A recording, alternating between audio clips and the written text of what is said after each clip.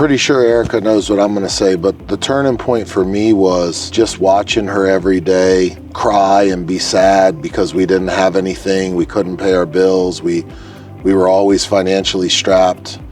And finally one day I just woke up and I said, I don't want my wife to have to go through this anymore. And no matter what it takes, I'm going to figure out a way to make sure that her and my son at the time, well, we have two now, but at the time we only had one, that her and my son are taken care of. I think that was a major turning point for us.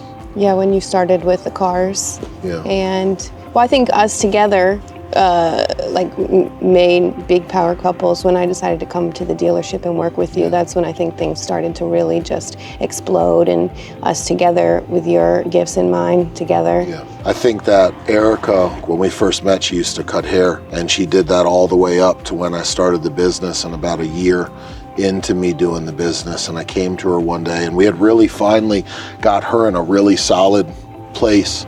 You know, we'd got her own spot, and she had all her clients, and she was finally making a living. So when I came to her and I said, you know, I really need you at the dealership, I think it was really hard for her. I remember there were a lot of kind of tearful nights, but after she made the transition, there were a number of times you came to me and said, you know, it was one of the happiest moves you ever made. When I make a decision, I'm like you burn the boats. Once the decision is made, that's the decision.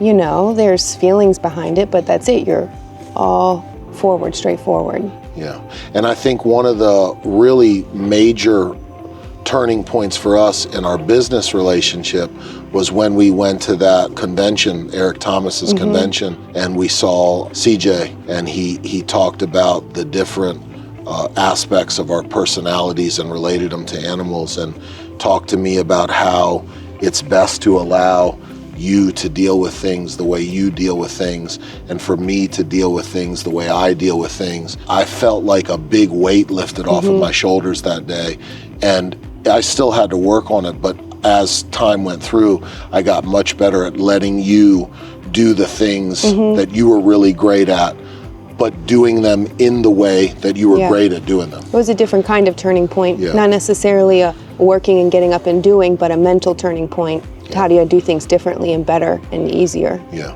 Yeah.